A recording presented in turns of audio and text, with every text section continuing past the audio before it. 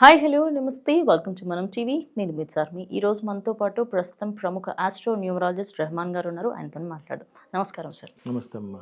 Sir, మీరు ఏ ఏ శాస్త్రాలను ఉపయోగిస్తారు సార్? నేను ఫస్ట్ ఆస్ట్రాలజీ చార్ట్ చూస్తానమ్మా. మన లైఫ్ 80 to 90% మన జాతక చక్రం ప్రకారమే జరిగిద్దమ్మా. ప్లస్ న్యూమరాలజీ ప్రకారం అసలు పేరు బాగుందా లేదా, పేరు బలం అంటారు. పేరు బాగుంటే లైఫ్ బాగుంటుంది, పేరు బాగోకపోతే లైఫ్ చాలా ఇబ్బందిగా ఉంటుంది. సో పేరు ఎలా ఉన్నది, అలానే చెయ్యి చూస్తాను. చెయ్యి చూసి కూడా అద్భుతమైన విషయాలు చెప్పచ్చు. అలానే ఫేస్ రీడింగ్, ఒకళ్ళని చూస్తే పెట్టబుద్ధి అయింది, ఒకళ్ళని చూస్తే కొట్టబుద్ధి అయింది అని ఆ ఫేస్లో కూడా మన 100 years మన లైఫ్ తెలుస్తూ ఉంటుంది. అదేవిధంగా signature is the most important in the life.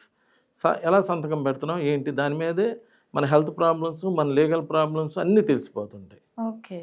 తర్వాత marriage date is the most important in the life. First date of birth అయితే దాని ప్రకారం మన లైఫ్ జరిగేది అయితే, second date of birth is the marriage date. పెళ్ళికి ముందు ఎవడైనా ఎట్లయినా బతికిపోతాడు. ఆ పెళ్లి దగ్గర నుంచి అసలు ప్రాబ్లమ్స్ అనేవి ఉంటాయి. అంటే మ్యారేజ్ డేట్ బాగాలేకపోతే ఇలా ప్రాబ్లమ్స్ వస్తాయి. మ్యారేజ్ డేట్ కూడా బాగుంటే లైఫ్ బాగుంటుంది. సో మ్యారేజ్ డేట్ ఎలా ఉంది, ఇలా ఆస్ట్రాలజీ, న్యూమరాలజీ, పామిస్ట్రీ, గ్రాఫాలజీ ఎలా రాస్తున్నారు, ఈ రాసే విధానాన్ని బట్టి కూడా వాళ్ళ యొక్క మైండ్ సెట్ అనేది తెలిసిపోతుంటుంది. అలానే face reading, signature analysis, marriage dates, ఇలా ఇన్ని శాస్త్రాలు చూస్తాను. నేను చూసి ఒక అద్భుతమైనటువంటి రిజల్ట్స్ ఇవ్వటం జరుగుతుంది. కొన్ని సంవత్సరాల నుంచి ఇలా ఎంతోమంది నా దగ్గరికి వచ్చి ఇలా అన్ని రకాలు చేయించుకొని ఇలా మేలు పొందటం అనేటువంటిది జరుగుతూ ఉన్నది. సార్, ఆర్థిక సమస్యలతో బాధపడే వారికి మీరు ఇచ్చే సలహా ఏమిటి సార్? నిద్రలెగిస్తే అదే విషయం కదా, ఎవరు చూసినా కానీ ఏంటంటే ఆర్థిక సమస్యలు ఎంత కష్టపడుతున్నా రిజల్ట్స్ రావట్లా, ఈఎంఐలు కట్టలేకపోతున్నా, దాంతో ఆటోమేటిక్గా ఆర్థిక సమస్యలే ఫ్యామిలీ డిస్టర్బెన్సెస్ వేరేగా ఉండవు అమ్మ. ఇక్కడ ఎప్పుడైతే సమస్య వస్తుందో అప్పుడు ఆర్థికంగా ఉన్నప్పుడు ఫ్యామిలీ డిస్టర్బెన్స్ అవుతుంది. ఇప్పుడు ఏ పని చేయాలన్నా, హెల్త్ బాగోపోయినా కానీ పెద్ద హాస్పిటల్లో చూపించాలన్నా మనీనే కావాలి, దేనికైనా పెద్ద స్కూల్లో చదివించాలన్నా మనీనే కావాలి. ఇప్పుడు ఏమవుతుంది, నా అబ్బాయిని మంచి స్కూల్లో చదివించాలని ఒకరే అంటారు, వీళ్ళ ఆర్థిక సమస్య బాగా చిన్న స్కూల్ అయినా పర్లేదంటే అక్కడి నుంచే గొడవలు బిగిన్ అవుతాయి. అంటే వీటన్నిటికీ నేను అనేది ఏంటంటే, మామూలు కుటుంబంలో పుట్టడం తప్పు అయితే కాదు, డబ్బులు లేకుండా చనిపోవడం తప్పని చెప్పి అందరూ అంటున్నారు. ఎందుకంటే కష్టపడి మంచి స్థాయికి రావాల్సింది, అందరూ బాగుండాలి, అందరూ మంచి స్థాయికి రావాలంటే అన్ని జాగ్రత్తలు తీసుకోవాలి. రోజు ఆర్థిక సమస్యలతో ఎదుర్కొనేటప్పుడు నాకే ఎందుకు ఇలా జరుగుతుంది, అసలు నా డేట్ ఆఫ్ బర్త్లో ఏమైనా తప్పు ఉందా, దాన్ని నువ్వేం మార్చలేవు.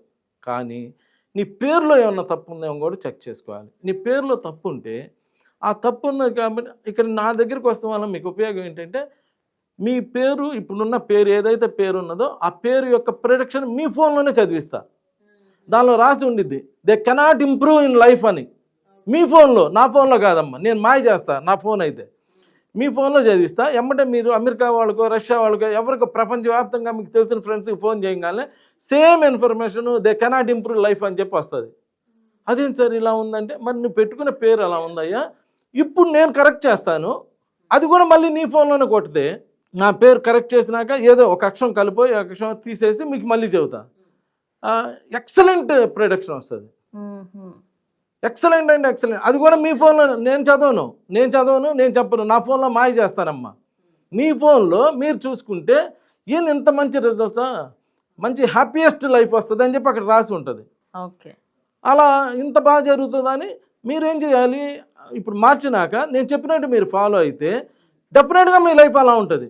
అలా లేదనుకోమ్మా, అలా లేదనుకో మీరు ఏం చేస్తారంటే, నేను నా దగ్గర కరెక్షన్ చేసుకుని అన్నీ చేసుకున్నాక బాగా ఉంటే ఎస్ ఈ సబ్జెక్టు విలువ ఉందని చెప్పి నలుగురికి చెప్పండి.